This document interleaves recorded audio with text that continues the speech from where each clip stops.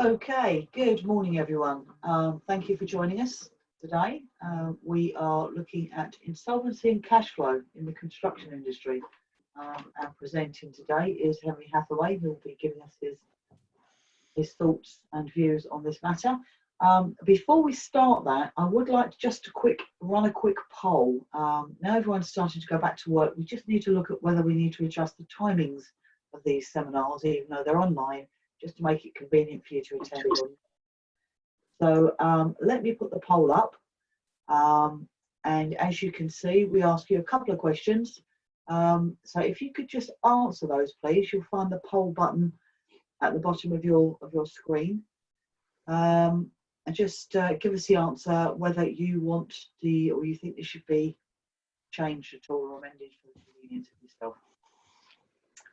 So we'll just give this a little while as people are still arriving.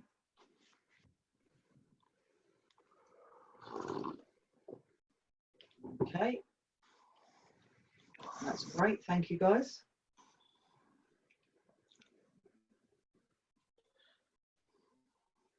Interesting results. Right. For those of you that join us this evening, we'll be running this again, just in case you change your mind.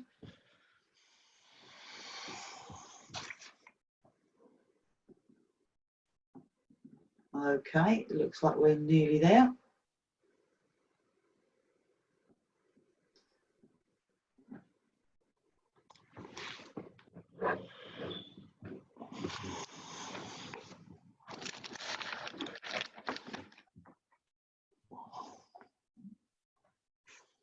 Okay, we're going to end the polling now. To those of you that have polled, that's great. Those of you that haven't, don't worry, you'll get another chance in upcoming seminars. And also, we'll put the same details onto the feedback survey at the end of this, so you can register your views on the matter then. Okay, Henry, without any further ado, thank you very much. Take it away.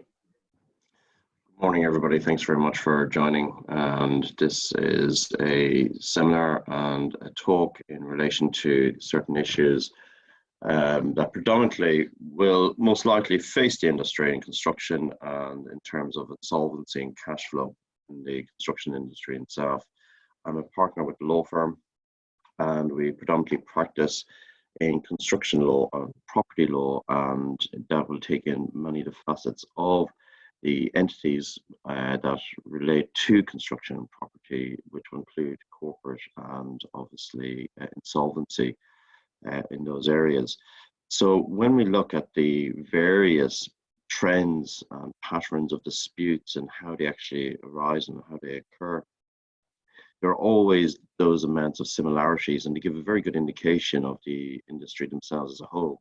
Even when we look at the court authorities and the released judgments, they certainly do reflect, and they certainly do tell quite a lot in general. Certain publications with the Gazette as well. This is an industry in construction that was very much stressed prior to any events relating to coronavirus or COVID-19.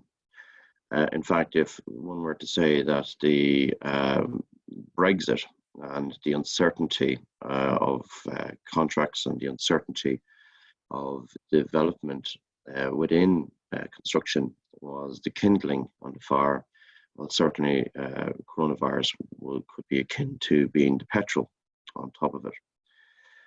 I've spent 12 years myself as a civil engineer within the industry, both from working with numerous different entities on a broad spectrum, right through from design, right way through to main contracting, project management, and of course subcontracting as well. So the stresses inherently in relation to payment or cash flow liquidity is something I have always been quite interested in my time as a solicitor, and of course in terms of the actual industry itself. but the industry really does face significant it's faced significant challenges beforehand. The mechanisms by which contracts are entered into, the timelines to which parties are to return tenders, usually with quite onerous terms of amended standard forms of contracts. The risk allocation can be quite significant. And all of these will relate to risk, that if certain events that could be seen as foreseeable do occur, the risk is generally centered to that, most likely of the contractor. And we'll discuss in a little while how the nature of contracting nature is quite broad, and the risks that actually persist. What we essentially have is, from a top-down approach, is the squeezing of margins to such an extent, and of course they are dictated, there are limiting factors. Just because certain units cost X amount per square meter does not immediately translate that into the consumer market, and certainly there will be other forces presenting on that. But inherently, we even see the Zone 2 of London right now at this moment in time, which is devoid of quite a lot of project or developments in terms of the commerciality of those. Certainly those type of projects now that are involved with commercial, whose intention was commercial leases, generally they will suffer quite enormous impacts in the near future, as will most likely all of the construction industry itself. But broadly, when we look at where we see the construction industry at the moment, the liquidation rate statistics for England and Wales in the first quarter of 2020, 2,708 creditors of voluntary liquidations, or CVLs, 701 compulsory liquidations, 404 administrations, and 69 company voluntary arrangements, or CVAs. Now, when we look at these, and we now home into the construction industry, of these, in the 12 months ending with the end of the first quarter in 2020, the construction industry had the highest number of new underlying company insolvencies, with 3,077. These figures, and this is the sobering point, these figures are up to the 31st of March 2020 and pre-COVID-19. So already, even before we have the current pandemic, the current events, this was certainly an industry, and it always has been, that high risk business. Entering into as a company and forming company is quite largely very, very simplistic aspect and chain of paperwork to actually submit the I-1 forms. But when we actually look at the actual construction industry itself, it certainly was stressed beforehand. It represents the highest number, and significantly, the issues that were pre-COVID have not changed. In fact, they're likely to become more intense, and they're likely to become more exemplified. When we look at the conditions of contract, the application, and of course, as we are looking towards the nature of continuing contracts to discharge into the end, as they are now, will cause significant issues. There will be time and loss and expense within those current operation contracts. And of course, we have new contracts being entered into where we have a foreseeability issue. So in previous discussions where we've talked about force majeure or any of these different intervening events which would provide safer time if it's an express term, we simply have to deal with the causation issue in any event, which will be dealing primarily with the loss and expense, how they arose, and whose risk that belongs to. So this is an industry that long had since been quite stressed, and the simple point really does come down to payment and liquidity and cash flow within this industry. This is likely to get worse. We now have a position whereby we are looking towards what effects have been brought in with furlough, what are the likely effects coming out of those as all of these initiatives now will start to ease. But inherently, what is insolvency? It's defined by Section 123 of the Insolvency Act 1986 for brevity. But in its most simplest terms, it's an indication of a company's inability to pay its debts as they fall due. So therefore, if a company wants to wind up another company, or if there's a petition, ordinarily, the first statement would be on a balance sheet test. The company is not able to pay its debts as they fall due, and the sum is greater than £750 in corporate insolvency. And the debts must be undisputed. And of course, that leads to another facet as well of the operation, if you like, of the current contracts in relation to interim accounts or final accounts, and inability of parties to pay as the debts fall due in any event, because the amount of an interim will not be constituted as a debt. In fact, an overpayment by an employer will simply not be captured under these particular rules either of a debt, because the simple point of the operation of the contracts is this: if a party is subsequently found in that status, it can be corrected in the next interim payment, or certainly under a JCT, for example, in the final account payment mechanism. But in terms of a balance sheet test, the value of a company's liabilities being greater than the value of the assets. So we've a number of difficulties straight away. How do we establish that? And currently, and knowing the industry, when these are changing circumstances, we can talk about how a number of different events can actually propagate, and they can actually come together in quite a short period of time. It's not unusual within the construction industry where 6 months ago or 6 months prior to an event that a construction company can be on paper and quite simply in quite a healthy enough position. But a series of events, because more than likely than not, there will be a number of contracts. We're now into trends and patterns and habits. We have certain contractors who invariably will have numerous low margin form of contracts that they're contracting to, and there's multiple issues with many of them. There always seems to be a pattern that they propagate and align to become one large problem for a company. Any of those individual contracts can produce quite an issue during that time.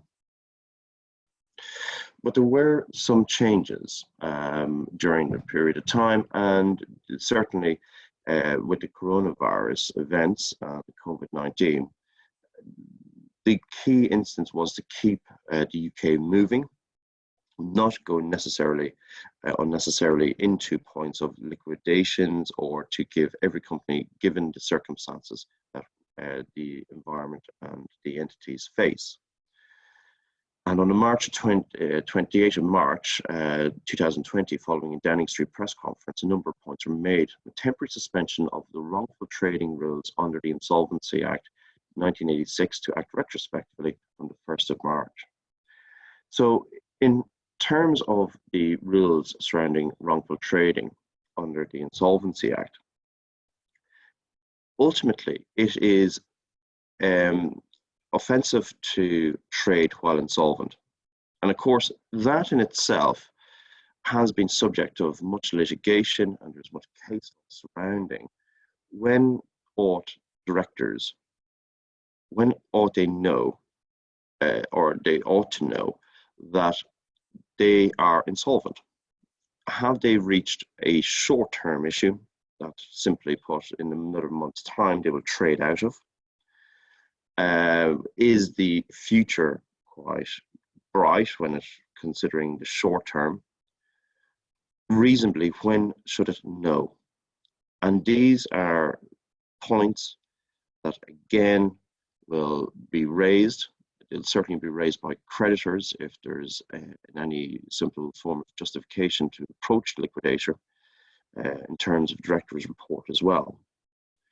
But this is more of the need why companies need to engage externally especially for advice when it comes to whether or not their duties as directors are being discharged in respect to this. Now, there was a temporary position on this for 3 months, and ultimately the view of this is so that on the events, if they are directly related to coronavirus or circumstantially, that not necessarily will a company be put into a more onerous position where it must face liquidation immediately. A further reason, the burden of regulation on companies, for example, 3-month extension of file accounts. We also have deferments in other respects which relate to tax. What we really need to view from this, though, is that while we're looking at the company in itself, and quite insular, we have a broad environment by the acts of any individual company, which of course can affect the larger environment, of course. So it will be a state of fact that many of the companies who are affected, especially with further stress points like coronavirus, bearing on these current instances, that they simply will not survive. The continuation, of course, could mean that the amounts in credit, the amounts of creditors will grow and further exacerbate potentially the issue as well. Remember, of course, any deferments by the government are deferments. They're not write-offs in any shape or form. And it's unusual to, and it's from many of the companies that certainly have been approached, or the general research done towards this, is what active steps companies are taking in this regard. If there are deferments, how are they treating those as contingencies to deal with these in the near future? Simply put, are we in an environment where these short-term solutions might be kicking the can down the road, that we must face these in the future? Depending, of course, how the environment evolves. Like, many of the economists, many of the commentators do expect a recession, quite a sharp one. How do these all reflect? Of course, but the broader, when the narrow test and the narrow applications of deferment are placed against one entity, the effect, of course, because there is one instance where we get many companies where one catches a cough, the others suffer quite significantly more. But inherently, when we look towards company accounts, we of course have the ARDs, but many of them, of course, will be outdated to some respects, not currently shown. The rules around disclosure don't suffice. And we now actually have in many documents and that we are working on, many of the law firms will actually be asking direct questions, either into deed of variations on contracts or otherwise, about the solvency for warranties in respect of insolvency at this moment in time. So critically, it is an issue. It is a live issue. The nature of how we extract information, especially on the larger scale, of course, is not something that's readily at hand either. But the difficulty overall, of course, it further continues when the nature of construction is considered. Construction is a multi-layered system of parties with responding stress points. And what do I mean by that? When we look at any given construction project, we always focus either on the developer or we focus principally on the main contractor. And this is one of the main issues that, again, has been stressed throughout all of these lectures, is the interaction between all of the parties. The ability we still maintain a system where we will have quite well developed contracts and amendments to conditions for main contracts, certainly in relation to what type of cross-party guarantees, collateral contracts, collateral warranties, performance bonds. Once they actually are entered into, we now go into a whole system, of course, of a project So the intensity in the application of contract formation right at the start of many of these developments it's quite application heavy at the very first instance, especially when there's a fund agreement or facility agreement or an agreement for lease. Where we do find that the relaxation comes within those contracts is the step down provisions of any of those obligations as the works continue. And what do I mean by that? I mean that not at the time of formation of the main contract, it won't always be possible to know what subcontractors will be employed later on. So therefore, we find a dilution of terms, we find a dilution of all of the different requirements overall of the project as the project actually increases. These are the reasons why we often find the arguments for construction lawyers for a stop-loan waiver or oral modification clauses. And it's for those very reasons, and they've been dealt with in the courts because they regularly happen as these contracts evolve. But simply put, the project intensity of the delivery of the project does not appear to sustain quite the way throughout. The cash flow of the overall project itself will be generally quite intense, but of course, as delays from different events and different contractors and different entities all persist, the chief focus to get this over the line sometimes is at the expense of those natural details. This, for example, would be one of the reasons that we persistently see collateral warranties, for example, right at the very end, coming up to practical completion, becomes such a panic at that stage. But if we see poor alignment of all parties involved or required to discharge a main contract, ultimately construction suffers from poor alignment. And this is on a macro and a micro level. And I suggest that my own experience, having worked in the industry for a number of years, the alignment between design responsibilities, the alignment between actual contractual obligations or payments.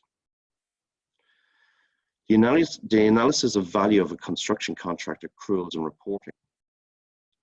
We often find, and we'll talk very, very briefly about internal stress factors, but the analysis of value of a construction contract is generally not to the same intensity as you see for other industries.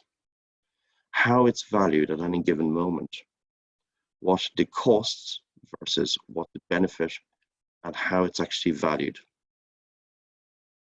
Multiple contracts and crossover of liabilities within organizations. Once we enter into many of the issues surrounding construction, no amount of drafting will ever protect the wrong selection of an entity who simply is carrying such liabilities into a project. We also will have an instance where a company, perhaps a main contractor or subcontractor, is overly exposed to the market in general. It is very common, we've seen quite a number of liquidations over the last number of years, whereby many contractors will take choice of low margins, invariably on the ethos that the lowest price wins, the proper examination of what the employer's requirements, or certainly setting the baselines in terms of time and money. Ultimately, the entering into a construction contract becomes solely a commercial decision, rather than what is the actual correct state of play. When an entity becomes exposed to multiple avenues of this, we now have an exposure whereby one employer might suffer on the back, not because of its own payment terms, not because of its own project, but because of the exposure of the contractor to multiple separate contracts. So when we look back towards Carillion, on what has the construction industry learned from Carillion? Now, during the period of time of Carillion, we were not faced naturally Brexit was only in the vote, and it was in the continuing of the abeyance period of that. There was no coronavirus. But on paper, sales continued to rise. However, payment was increasingly becoming slower in relation to when we look at the company accounts. And in relation to the texts and the citations in relation to Carillion at the time, there were markers, and generally many of these markers became repeated. One of the significant difficulties was that Carillion were facing uphill challenges at the time of payment. In some instances, their payments were 107 days to 127 days to collect receipts.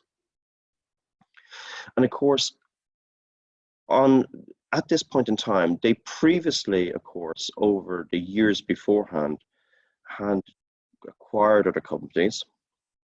Sales, of course, were increasing. And at this particular point in time, they were actually involved on the Aberdeen bypass as well. Some of these projects became very, very high risk. Payments, low margins. And what is likely to happen at the larger scale of a larger entity is likely to be repeated. It's all relative. But certainly those are the instances where we have, and we repeat to see them again in insolvencies with smaller entities with smaller margins, long payment provisions, and that includes the upline entities also. And ultimately, when payments are not, in fact, being paid by the final date for payment. But the difficulty really comes true, especially when we talk to economists or accountants about how the construction industry actually works. Now, if you take, for example, as was the case for many subcontractors with the Carillion instance, quite fine, as per contract, the payment terms from the payment due date until the final date for payment could be listed as 120 days. So the works are undertaken sometime in around December, November, December, January, for example. Payment due date falls, but by the time the final date for payment, for actual payment, we can be actually talking about sometime in May. So we rely upon a payment certificate, and we start placing our payment certificates into our accruals as assets. We've taken a payment certificate, we now deem that to be an asset of the company. Notwithstanding this, that the way the payment regime works in construction is that as long as it's compliant with the Construction Act, there is nothing wrong with, in such an instance, that a payless notice can be issued up to 1 day, not less than 1 day before the final date for payment. So having all of that length of time up until 118, 119 days, we now have a payless notice. Now, the arguments surrounding the payless notice, of course, can be debated. There's absolutely no doubt about that.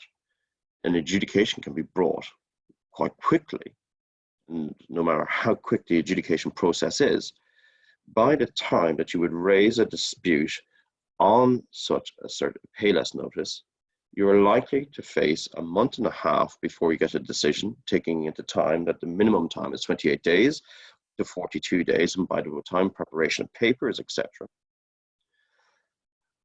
And of course, that's a month and a half. If you still don't have payment by that stage, you must now enforce. To enforce that decision, you must now enter towards the TCC, the High Court, a process that would minimally take between perhaps 5 to 6, 7 weeks, depending on the backlog of any hearings or the first available hearing date. Now, the courts do their very, very best to put forward as many of the facilities possible, and the turnaround is very, very quick. But when we look at that overall timeline, We are now facing a period of time where we're now into perhaps August. This is for work that's been undertaken 8-9 months prior to that. We'd actually logged them on as receipts. They were deemed as an asset once payment certificate. And this is, of course, the arrival now of whether or not we're talking about the industry having to face, do they look at invoice factoring, keep their cash flow going on that basis. But those timelines inherently really do affect. So the time, and there's nothing wrong with setting out 120 days payment terms, but the time to correct those are right at the very, very start, at the time of the formation of the contract. A company who's faced with low margins or with onerous terms, as we will see. But we have the mantra of turnover is vanity, profit is sanity, and this rings true. Broadly, construction, especially smaller companies, will suffer from both external influences and internal stress points or internal influence points. Construction still suffers from behavioral trends and habits, including the nature of how tenders are accepted and administered. Procurement of contracts remains a deep-rooted issue starting at the process of tendering. And the reason why I say that is because while we always focus on disputes, final accounts, issues of insolvency or cash flow, we always look towards the definitive events of when they occurred, as in the final account. But mostly, and when I looked at all of disputes, the disputes that I've been involved in over the last maybe 3 to 4 years, particularly looking at how disputes, when they're actually crystallized properly, not crystallized in terms of as an art of law, we actually always bring it back to the time of tender, the time of formation of the contract. And this is a repeating point I generally raise again and again. For any low margin or long-term projects, if it's simply a risk item that's drafted against what ordinarily one would expect would be a prevention, or one would be expecting would be a variation, or one would be expecting a delay event, if those risks are categorically placed upon the contractor at that point in time, well, then inevitably we are now exposed to every different instance of that, the cooperation, the coordination between different parties, any losses, anything that happens within those different events. Couple that with the very instance that parties are expected to review tenders within 4 to 6 weeks, if they're lucky, on many of these projects, it's going to be incredibly difficult to foresee every eventuality, especially if those projects are in the longer phases of this. This presents huge cash flow issues, and this in turn will produce more of the disputes that we actually see. Invariably of whether there are rights or the ability to pay those sums as they fall due throughout the life cycle of the contract. So the insistence at the time of the formation of the contract, the courts are very, very clear as well. They're not interested later on at a final account, and they're not interested, to some respects, to make a bad bargain a good one. They're interested in what the terms that the parties agree to. And these are the difficulties, and these are persistently what faces the industry. So my position really is that we have to return right to the very, very start on this. How businesses actually see, we constantly, and even we hear it very regularly, again and again, where parties really do set out emphatically what their turnover is and what percentage increase they have done on the previous year. No mention, of course, of what the underlying liabilities or how the performance. So while inherently the industry do actually understand where the books actually balance, the balance sheet test on any given month is generally not typically something that's done. The external influences that would affect a party It's unusual or disproportionately long payment terms, especially with low margins. Onerous clauses relating to the classification of risk. Therefore, if we do have these different terms, ultimately, do we understand what the effects of those terms are, what the liabilities are? Do we understand inherently that just because we complete a project by practical completion, that we ultimately do retain a liability going forward for either 6 or 12 years following that? How do our insurances relate to those? The variability of cost components, especially over the life cycle of a longer project. In many other markets, commodities, simply put, we will always see different option agreements. We will see certain hedging, or we will see certainty about products and productization. In construction, we will enter in on a fixed rate, and it's set. We will have all of those points. We generally do not see very, very often any fluctuations. We do not see the provisions, and the standard forms do allow for those fluctuations. But we also see that currently that the prices met for materials, and if we suspect that in some industries, depending what discrete area it is within construction, because it does change, we can see that materials and plant, those items can shift up to 60% of the value. In other areas, we can have more labor dependent, some relating to that and greater weighting towards that. But certainly going into and understanding where the cost components or the increase of those elements. The interaction and dependencies on performance of others, including upline, insolvency. It's not unusual that we have different chains within the construction.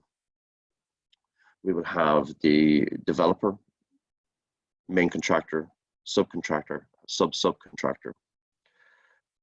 Ultimately, if the main contractor is to become insolvent or meets or an occasion or a notice, any of those events which constitutes what an insolvency event is, those down the line have a large issue.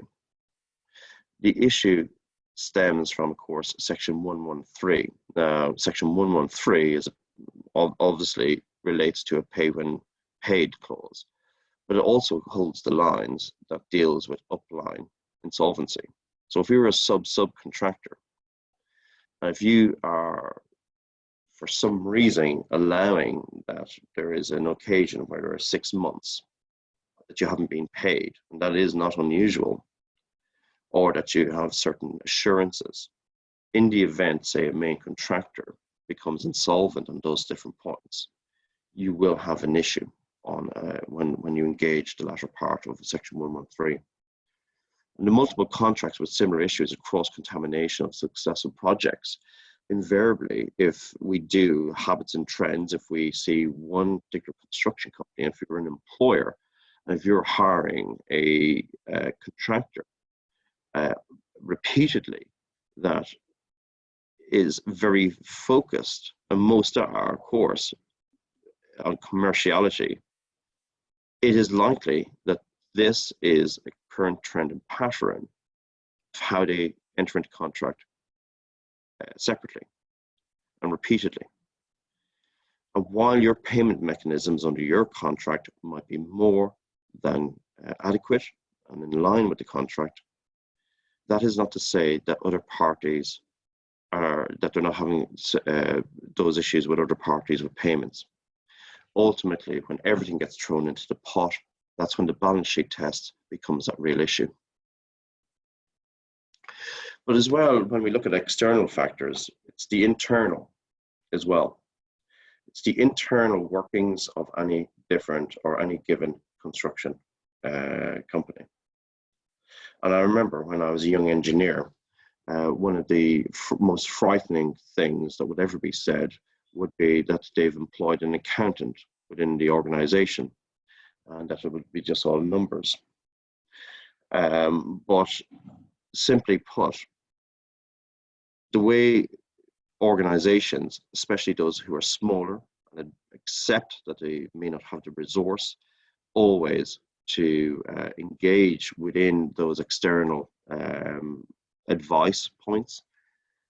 But ultimately, many of these different elements heading towards such an event are actually generally invisible to the parties, but the markers will be there. But the internal workings of the company themselves, the poor alignment between the realization of costs and cost reporting. We still see companies, of course, who do not realize how they actually performed for up to 1 or 2 months post the actual interim period. So by the time their costings come through, by the time that all of their labor and plant and materials, all the accruals come through, it could be 2 months down the line in some cases. So the internal reporting on any different project or the profitability simply is backlogged, and it's simply late. It's late for internal, it's late on the position of where they are in time and money on a given project. And ultimately, those 2 to 3 months, especially in this current environment, can mean quite a lot. The poor application or realization of the common intention at time of contract and proper redress available. And I say that, and I bring it always back to this point. What did the party enter into contract for?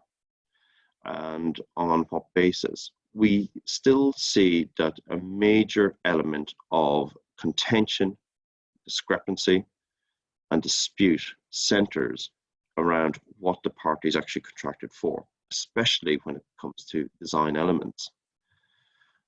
Not only design elements, but we see continuing issues surrounding defective works, workmanship, anything surrounding clause 2.1 of the JCT. Those elements still repeat.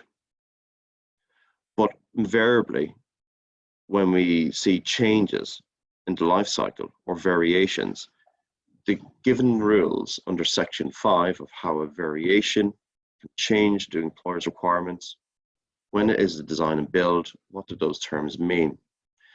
We ultimately, on a back analysis, you can actually see quite a lot where a smaller company, especially, or even a larger company, has undertaken quite a lot of work for which they're actually entitled to a redress for. The race against time at that stage, of course, is whether or not you can actually recover those rightfully under the contract provisions. But these are points that retrospectively is much more difficult to deal with. So we're talking about an education point. We're talking about the rules under different contracts. Are they inherently known about? Many different points when we talk about delay analysis and the alignment or coordination between the likes of delay analysis and, of course, quantity surveying is not perfectly aligned within a lot of organizations either. So we have a gap between time and money as well. So we also see that a lack of enforcing the terms when periods of late payment or undervalue of works repeat. It's astonishing to see how many times that there are payments that are late in a given project by a matter of months.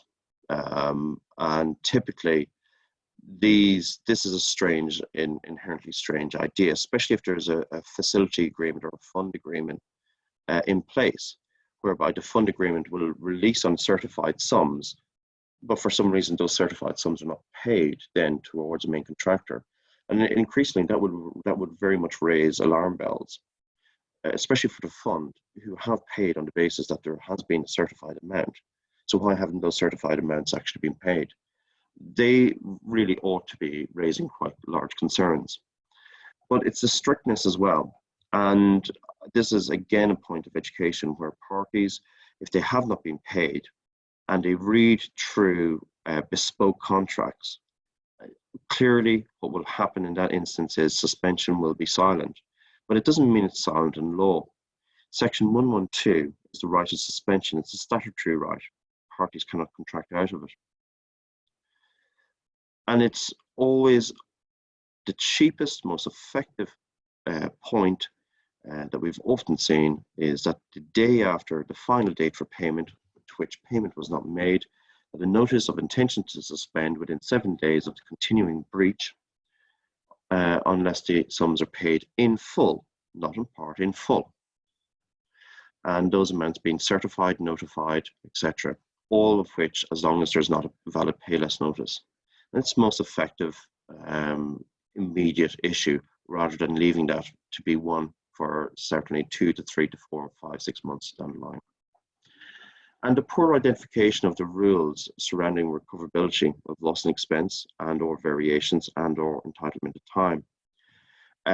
We've often suggested, and certainly talking about the delay analysis, how the cost involved and the quality of information, the quality of evidence to try and attempt to put forward an exercise in retrospectively determining what extension of time, whereas these are aspects to know exactly where we are with time, where we are with money as we progressively go through a particular contract.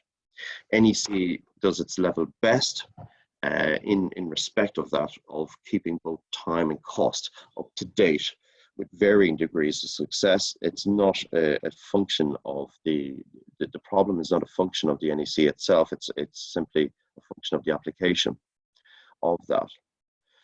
But inherently, to try at a later stage to prove these amounts is inherently much more difficult than it is at the time.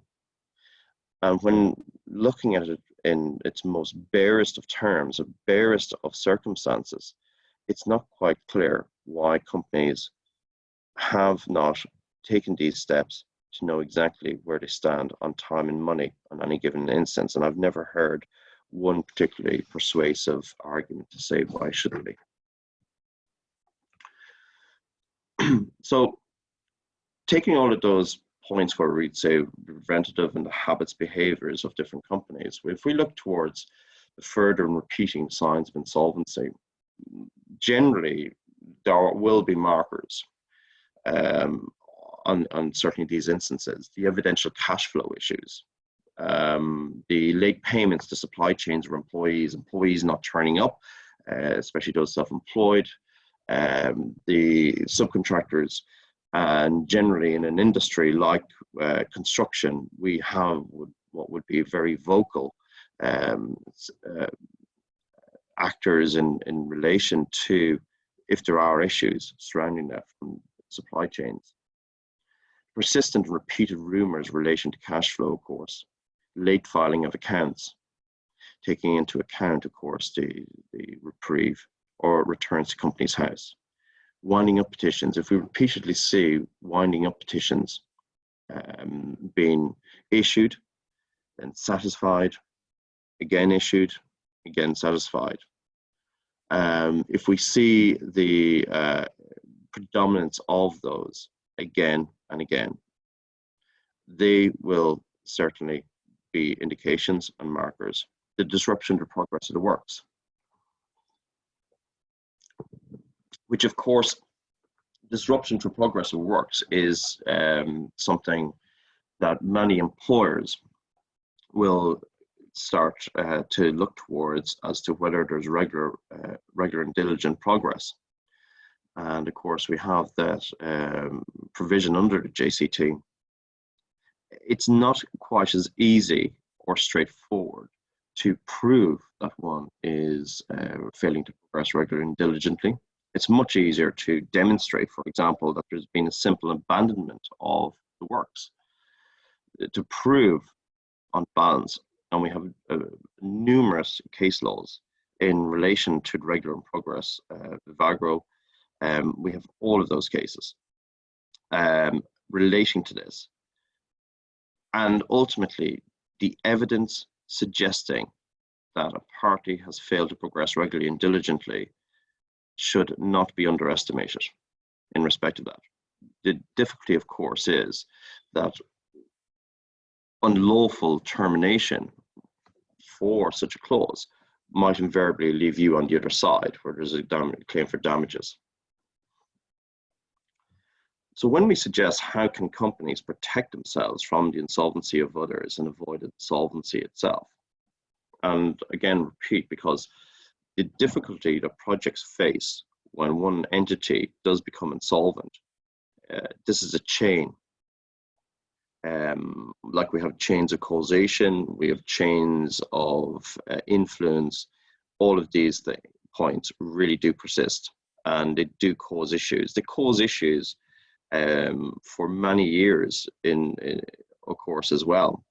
A main contractor who has become insolvent or entered into liquidation, of course, in terms of warranties, in terms of the underlying substance of the contract as well.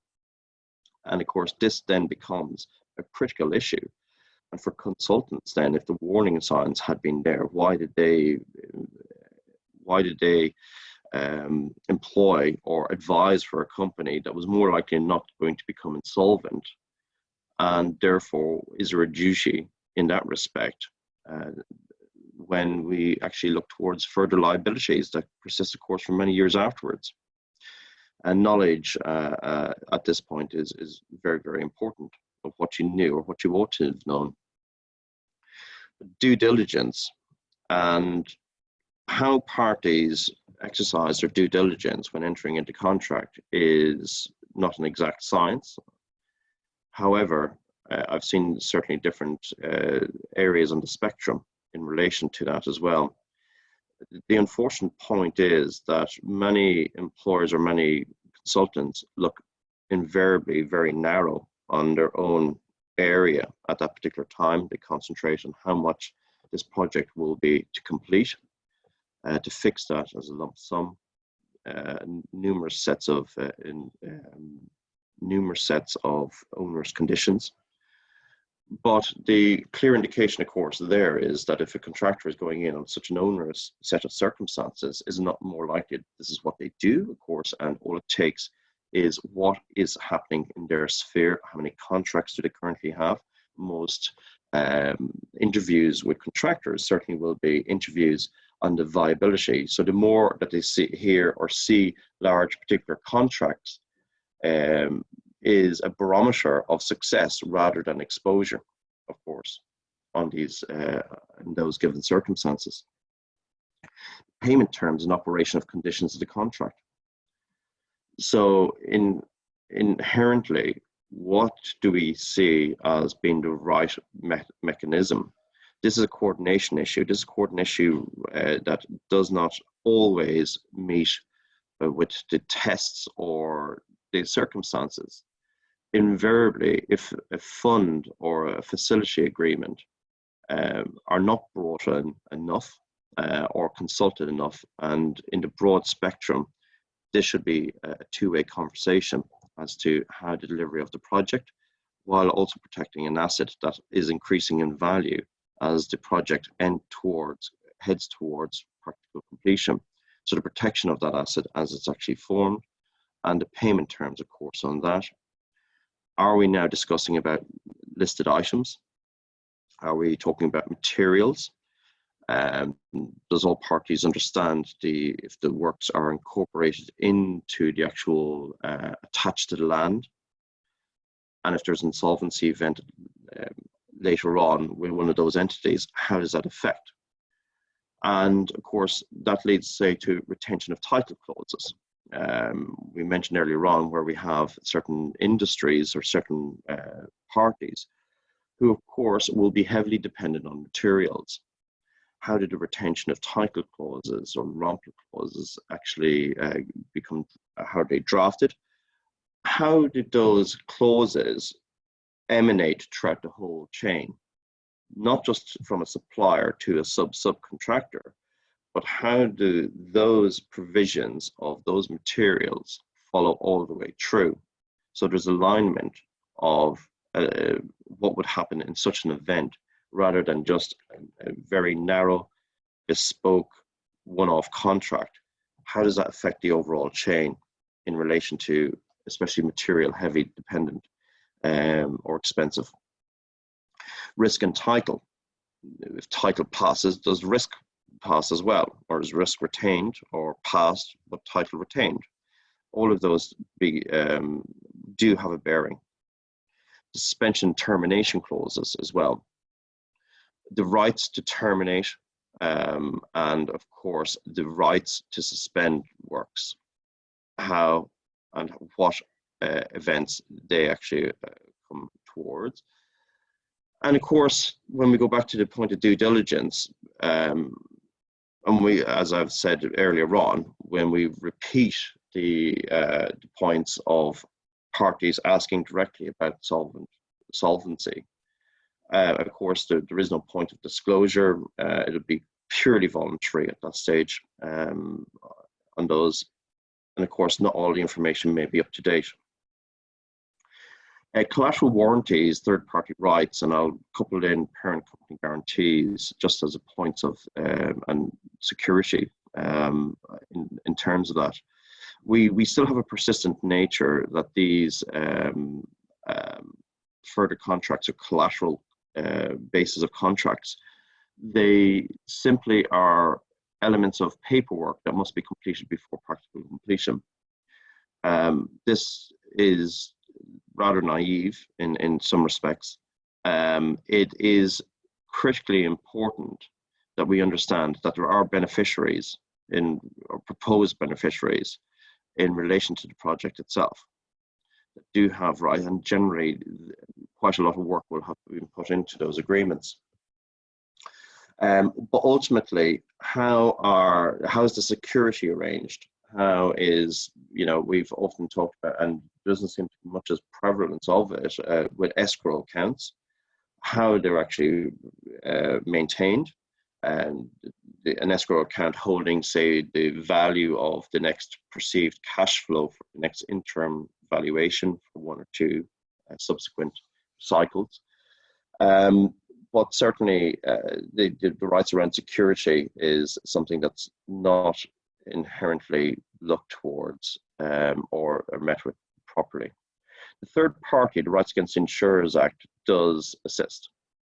However, it's not something that I would certainly recommend as a first port of call in certainly most events. But what it does is that you can still bring an action against the insurer of an insolvent or liquidated company.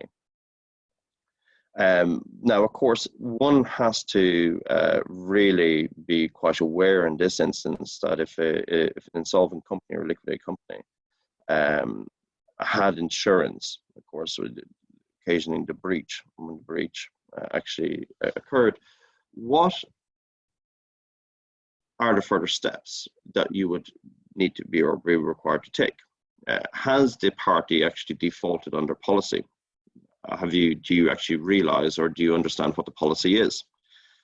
And even if we do have a policy, do we know what the policy actually covers? Insurance in construction is a separate topic that I'll be discussing in the future along with John Sharp. But there are numerous different misunderstandings surrounding what the different policies under construction contracts or construction holds. And the determining and underlying issues within the construction industry and foreseeability of issues. So we now know, and the last point, we now know that we're going to most likely enter into a very, very difficult period of time. By talking and various interest groups, and I sit on the board of the British and Irish Trade Lines as well, which has quite a large catchment of the different stakeholders in any of these industries in construction. But certainly when we see what are the orders, like what is the profitability or what, and to try and get that type of information, because if it's quite foreseeable, and that's in terms of this organization where we have accountants who have been working alongside with companies where they are looking at their PAYE or tax and deferred points or setting up contingencies to ensure that they don't have to meet this all in one day coming forward as well. So the effect of insolvency under the standard form, and this is actually the SBC, now that's it clauses, but they reflect. So clause 8.1.1 to clause 8.1.4 provide the meaning of insolvency.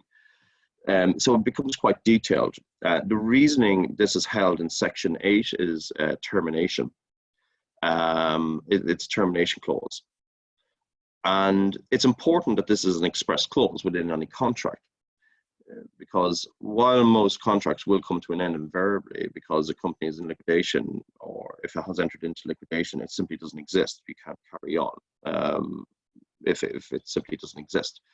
It can't take receipts of or carry out its business. But insolvency is not inherently a breach unless it's expressly stated within the contract. So again, bespoke contracts need to be very, very careful on those points.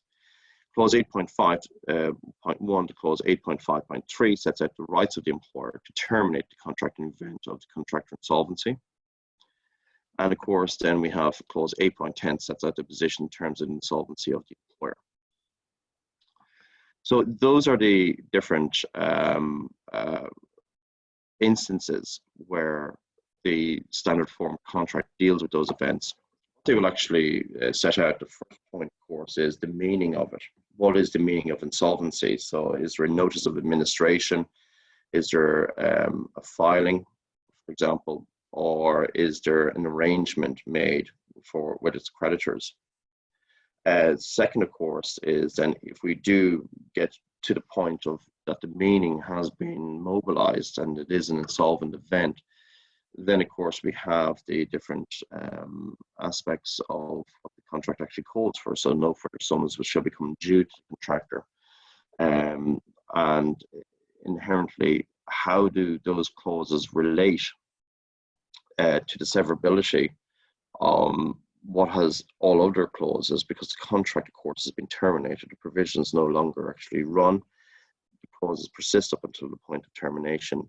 But the only survivable element, of course, is the termination clause. In fact, what it actually then says is that the sums to be assessed as due either way, in which it does provide for that, is certainly this under Section 8 is the only mechanism under the JCT which actually provides for payments post-termination event. And that's critically the instance where that runs true.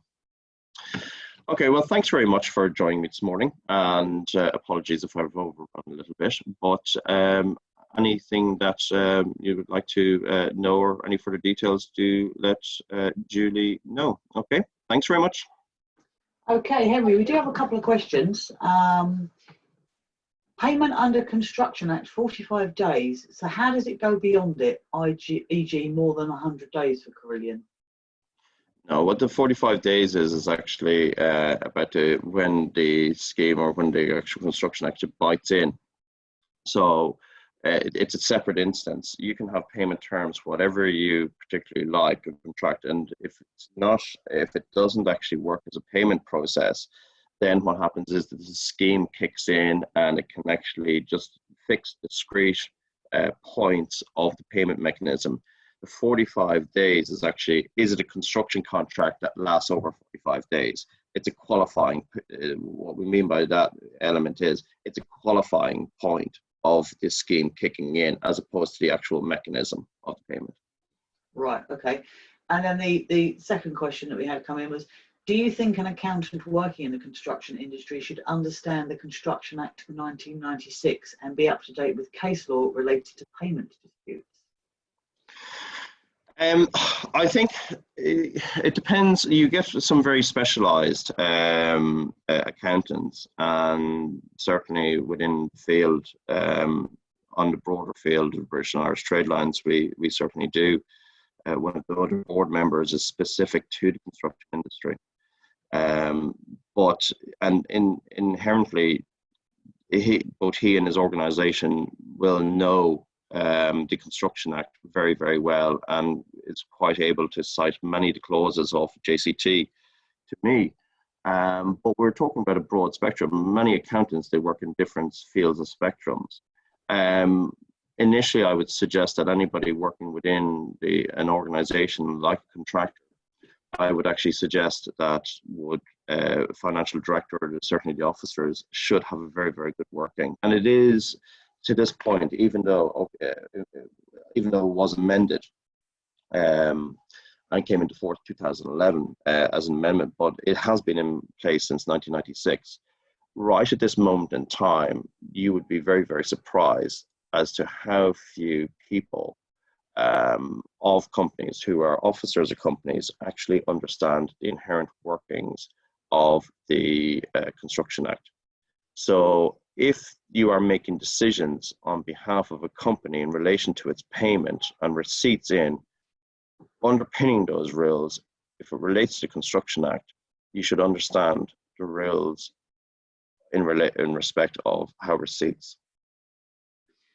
Okay. And another late one just come in here. Is there a significant issue with commercial governance within contracting organisations and a failure to effectively train commercial staff? Say again? Is there a significant issue with commercial governance within contracting organisations and a failure to effectively train commercial staff? Yeah, this is something that I would particularly have. It's a personal opinion. I think that there is, from ethos and governance running within companies, we have an environment potentially where if you look towards inherent training numerous years ago, when you had all those great companies like Bovis, you had Modem, or I simply know people who speak with pride with working with John Lang, the old Lang, in terms of the training they got. A young QS would be physically measuring, and all takeoffs would be off particular drawings done completely with precision and with pride. And a lot of those instances, if we're not very, very careful, we could create a culture where young QSs or commercial managers, essentially, they could fall into a trap where they think that they're doing effective quantity surveying by simply packaging up numerous different drawings, sending it out for pricing, coming back with the prices, and then inserting that into their own bill of quantities for pricing purposes. When they haven't actually done any of the takeoffs, they haven't done any of the interrogation, they haven't done any of the takeoffs or proper checks on those different points. So we could set up a supply chain of postmen in there, and that's one of the issues in there. I think that, I've often asked the question, like, is this an environment that's becoming more litigious or more dispute orientated? I think there's actually a more of a shift to dispute avoidance within the industry. Parties in general, maybe it's only the ones I'm continuously talking to, want to stay away from disputes and are actively trying to seek that. And they're getting more into the education points about how to actually manage time and money, and that invariably comes back into their own understanding. So the critical nature is that they're saying that the cost and time element and the desperately unpleasant nature it is to entering into disputes is not a pleasant experience for any company. It causes damage to relationships, and there's no guarantee. And you ultimately are left on a long way off from getting paid from if those points had been certainly dealt with, especially if there's confusion or if the issues are narrowed from beforehand. So invariably and even from a point of view that of younger staff coming through, these are the good habits that they will carry forward within the industry for numerous years to form. And construction inherently still is a relationship-based environment. So the governance internally within, that's part of a culture, it's part of an ethos within a company. And if they can get those simplistic, straightforward habits and behaviors, and it's about foreseeability. It's about entering into a contract and being able to envisage what this project looks like at the end of practical completion and what are the steps we need to take to get there. And it's the understanding of how that actually occurs. And if we look at a contract, the agreement section is quite plain and simple. It's formed of the articles, recitals, and particulars. The conditions form the conduct of the parties in order to reach that expectation reliance. So when all of these things come to, so of course, yeah, bearing on that is internal governance of how, and that comes down to an ethos culture. It comes down to learning. This is a very fast-moving environment. I mean, say like no, compared to a lot of other areas of law, there is a lot of case law and a lot of authorities, and the TCC, our courts, are very, very busy. But generally the shift with most parties is dispute avoidance. Okay, and there was just one more. Is there a specific timescale the client needs to release the retention money to the administrators during the DLP? Say, if not all of the defects have been rectified by a third party, as the main contractor has gone into administration and may not be completed till later in the year, do you just estimate the value of the defects and release the money immediately, or wait until all work's completed to do a final account type reconciliation? Yeah, okay, so the key point about it is how we actually get to, and underlying the question is really, how do we get to a liquidated sum in terms of valuing? This will happen in most cases. Administration, of course, you'll be looking towards administrate, there will be a moratorium, and they can increase that moratorium if they need to increase it further. So during that period of time, most parties will need to actually set out what their proof of debt is, all of those different points. What the key question there is how do you arrive at a liquidated sum for that? If you are lucky enough that you had, for example, an adjudication prior to the event, that determine that will suffice, especially in a CVA or liquidated. The courts have actually looked at adjudicators' decisions, and that it does not need to go through all of the hoops for litigation, etc. on that point.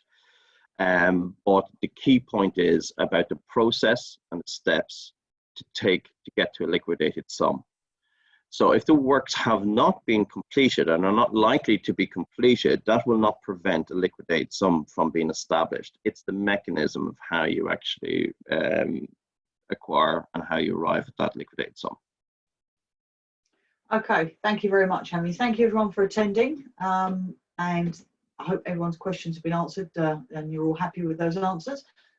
Henry will see you again soon, and everyone else, you'll get your CPD certificates in the next 24 to 48 hours for today's event. So thank you all very much, and we'll see you all again soon. Please stay safe. Thank you.